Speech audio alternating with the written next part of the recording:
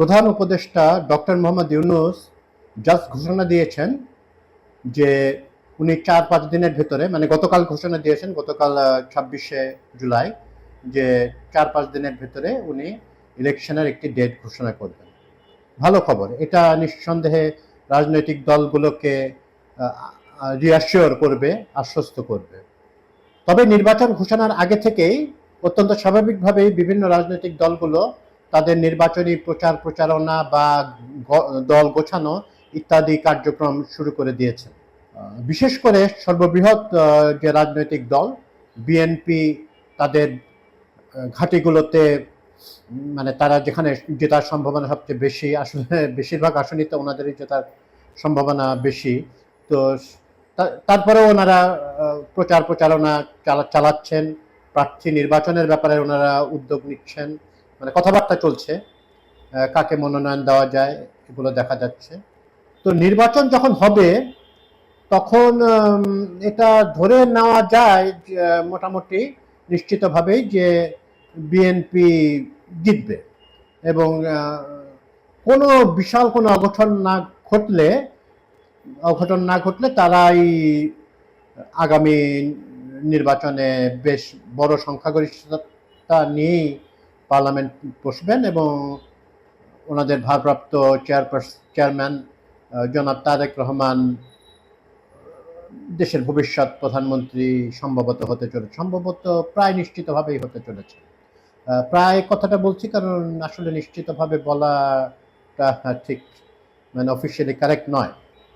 যদিও বিএনপির যে কোনো মানে রাজনৈতিক অবজারভার বুঝতে পারছেন যে বিএনপির জেতার সম্ভাবনাটা বেশি এবং প্রায় নিশ্চিত, কিন্তু তারপরেও আমরা একটা কিছু জিনিস মাথায় রাখতে হবে। ভারপ্রাপ্ত চেয়ারম্যান দলটির উনি কিন্তু একাধিকবার বলেছেন এই নির্বাচনটাকে সহজভাবে নেবেন না, এবং এটা বেশ কঠিন একটা জন্য, লড়াইয়ের জন্য প্রস্তুত থাকার জন্য উনি বলেছেন। কেন বলেছেন? একটি কারণ খুব স্বাভাবিক, যাতে বিএনপি খুব একটা কমপ্লেসেন্ট না হয়ে যায়। ওনারা এমন কোনো রকম আত্মতুষ্টিতে এখনই ভোগা না শুরু করেন যে আমরা তো পার্লামেন্টে চলেই গেছি। কিছু কিছু নেতার আচরণে অবশ্য দেখা যাচ্ছে তারা ক্ষমতায় যাওয়ার আগেই যেন চলে গেছেন ক্ষমতায়, এরকম একটা ওনাদের ভাবভঙ্গিতে এরকম একটা জিনিস বোঝা যাচ্ছে।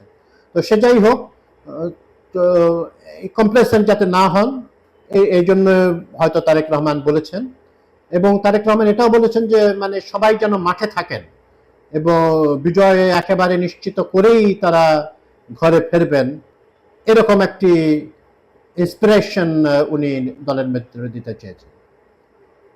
বিএনপির ভেতরে আমি একটি সমস্যা দেখতে পাচ্ছি বিএনপি ইলেকশনের ভেতরে, ইলেকশন যে প্রক্রিয়ার ভেতরে, যে বিএনপি আসলে এত বড় দল যে কিছু কিছু আসন ছাড়া প্রায় প্রতিটি আসনেই বিএনপির মনোনয়ন প্রার্থী বেশ কয়েকজন হবেন। কারণ গত 15 বছর তো আসলে ঠিক ইলেকশন হয়নি, মানে ইলেকশনের নামে প্রহসন হয়েছে। তো এখানে কে আসলে মোট জনপ্রিয় বা কে বেশি যোগ্য, এগুলো অনেকেই মনে করছে নিজেদের যোগ্য। অনেক আসনে বিএনপির একাধিক, এমনকি 4-5 জন মনোনয়ন প্রার্থী থাকবেন, এবং যারা কিন্তু মনোনয়ন তো দিতে পারবেন একজনকে, এবং কিছু কিছু আসনে কিছু কিছু প্রার্থী তো আসলে 4-5টা আসন হয়তো থেকে প্রতিদ্বন্দ্বিতা করবেন, পরে বাই ইলেকশনের মাধ্যমে আবার যা হওয়ার সেটা হবে। তো এমনও তো হতে পারে যে যেহেতু একজনই নমিনেশন পাবেন একটি আসনে, তো সেখানে তো মানে যারা মনোনয়ন পাবেন না ওনারা হয়তো স্বতন্ত্র ইলেকশনে দাঁড়াতে পারেন, বা যিনি মনোনয়ন পেয়েছেন তার বিরুদ্ধে কাজ করতে পারেন, এমন তো হতে পারে। তো এই ক্ষেত্রেও তারেক রহমানের যে সতর্কবাণী, এটা বিএনপির কাজে লাগবে, তার কথাটা মাথায় রাখা বাঞ্ছনীয় বলেই মনে করি। আচ্ছা, আওয়ামী লীগ এর ভোট কারা পাবেন? এখন আওয়ামী লীগের ভোট পাবার জন্য বিএনপি কিছু কিছু উদ্যোগ নিচ্ছেন, কিছু কিছু বয়ান তারা দিচ্ছেন, যেটা মূলত আওয়ামী লীগের বয়ান, বিএনপির ট্র্যাডিশনাল বয়ান নয়। মুক্তিযুদ্ধের কথা বলছি না, মুক্তিযুদ্ধের পক্ষের বিএনপির দল বলে বিএনপি নিজেদেরকে বহুবার দাবি করে, এবং কথাটা সত্য। অসংখ্য মুক্তিযোদ্ধা রয়েছেন বিএনপিতে, এ নিয়ে দিচ্ছেন, বয়ানটা দিচ্ছেন, কিন্তু এটা খুব একটা কাজে লাগবে না। আওয়ামী যারা সমর্থক আছেন তারা অনেকে হয়তো ভোট দেবেন না, আর যারা ভোট দেবেন তারা স্বতন্ত্র প্রার্থী দেখবেন। আওয়ামী লীগের কিছু স্বতন্ত্র প্রার্থীও থাকতে পারেন, আর আওয়ামী সমর্থন করা তো আর নিষিদ্ধ নয়, বা কার্যক্রমটা নিষিদ্ধ দলের। তো ওনারা আবার মানে সিট বাই সিট তারা ভোট দিতে পারেন। ওনারা দেখবেন যে কোন আসনে তাদের মতাবলম্বী বা তাদের ইয়ে টাইপের, মানে অনেক জায়গায় আওয়ামী লীগ যে জামাতকেও ভোট দিতে পারে।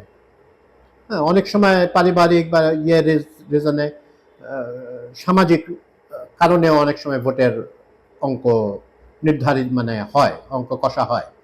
তো বিএনপি যত কিছুই হোক, বিএনপি সর্ববৃহৎ দল, তারা এখন পর্যন্ত তাদের বেশ দায়িত্বশীল আচরণই করছেন। এবং আরেকটা কথা, যে যখন ইয়েটা হয়ে যাবে, ঘোষণাটা হয়ে যাবে, তখন কিন্তু মাঠ প্রশাসনের অনেকেই বিএনপির কাছে ঘেঁষার চেষ্টা করবেন। এটাই স্বাভাবিক, এটা যে দলের জেতার সম্ভাবনা বেশি থাকে তার পক্ষেই মানুষ, মানে এই প্রশাসনের আমরা দেখেছি আগের আগের অভিজ্ঞতাগুলো থেকে। তো এটা বিএনপির পক্ষেই কাজ করবে। তারপরে ইলেকশন বহু দূর, এখন থেকে বিএনপি আরো কার্যক্রম ভালোভাবে শুরু করে দিক।